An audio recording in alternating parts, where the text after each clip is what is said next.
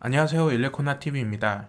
최근 국내 보조금 정책 변화로 인해 테슬라 모델 Y 롱레인지가 보조금을 받을 수 있다 없다 논쟁과 함께 CATL의 LFP 배터리가 적용된 MIC 모델 Y가 국내에 들어온다 안 들어온다. 현재 MIC 모델 가격 기준으로는 보조금을 받을 수 있다 없다와 같은 무성한 이야기들이 떠돌아다니고 있습니다. 그만큼 테슬라 모델 Y는 2021년에 국내에 출시되는 전기차 중에서 가장 뜨거운 관심을 받고 있다고 해도 과언이 아닌데요. 2021년 1월 8일 테슬라 모델 Y 보조금 논쟁에 마침표를 찍을 모델이 미국에서 출시되었습니다. 바로 모델 Y 스탠다드 레인지 RWD인데요. 테슬라 시리즈 중에서 가장 기본 모델이라고 볼 수 있습니다. 테슬라 모델 3의 경우 스탠다드 레인지 플러스가 있는데 그 플러스마저 없애버린 기본 중의 기본인 것이죠. 이 스탠다드 레인지 모델은 모델 Y 언베일링 당시에 라인업에 포함되어 있었던 모델이었습니다.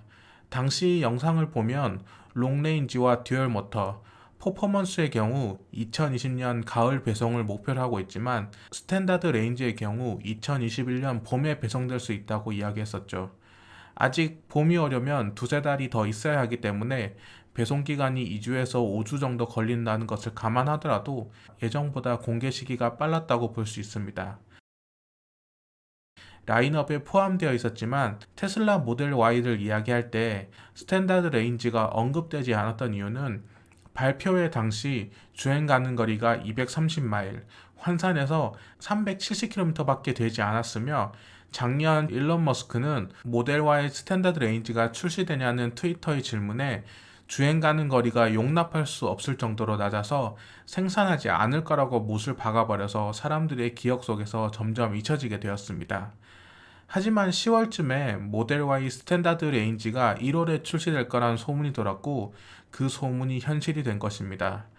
모델 Y 스탠다드 레인지가 출시될 수 있었던 이유는 언베일링 시 공개했던 수치보다 모든 라인업의 주행 가는 거리가 증가했기 때문이라고 볼 수 있는데요.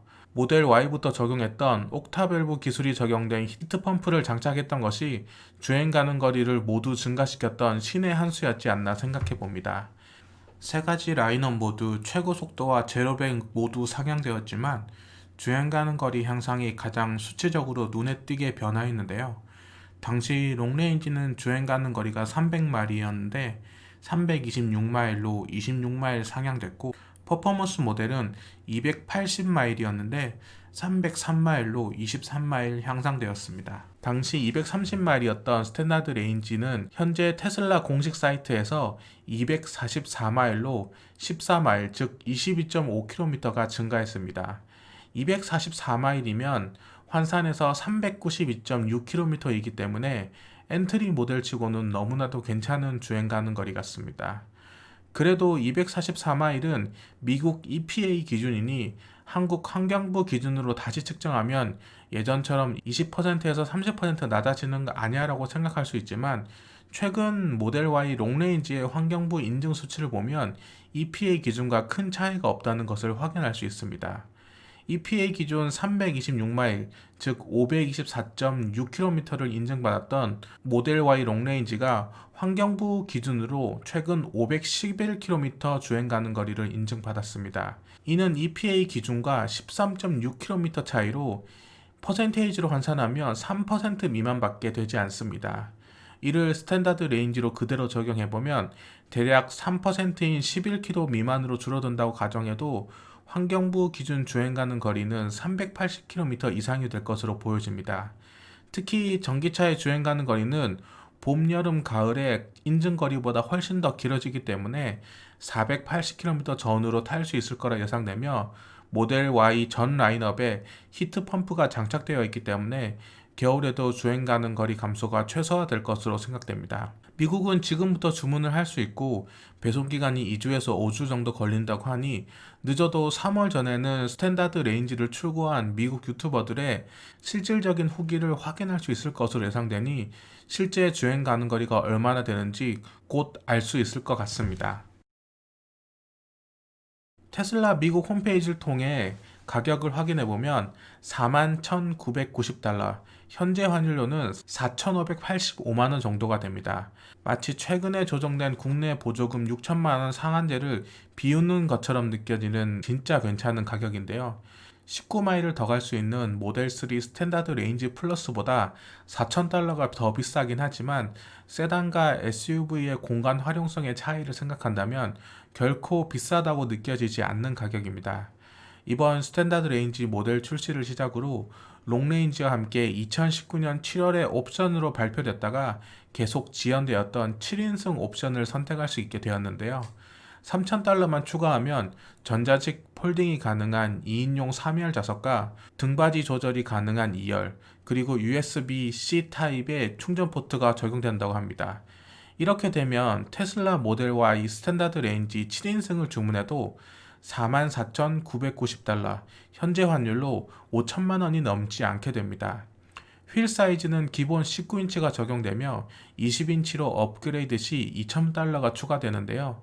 테슬라 모델 3의 경우 기본이 18인치 휠이고 1,500달러를 추가해야 19인치 휠을 적용할 수 있는 것에 비해 기본 19인치가 적용되어 있으므로 연비나 타이어 교체 비용까지 고려한다면 굳이 20인치를 고르지 않아도 될 것 같습니다. 그 외 실내 색상 옵션과 FSD 옵션 선택 여부는 기존 테슬라 모델 3와 같다고 볼 수 있습니다. 개인적으로 테슬라 모델 Y를 산다고 했을 때 스탠다드 레인지와 롱 레인지 중에서 8,000달러가 더 싼 스탠다드 레인지를 고를 것 같은데요. 제가 타고 있는 코나 엘렉트릭의 경우 환경부 기준 주행 가는 거리가 406km인데 1년 반이 넘는 시간 동안 주행 가는 거리 때문에 불편함을 느껴본 적은 한겨울에 장거리 주행을 했던 몇 번을 제외하고는 거의 없었기 때문입니다.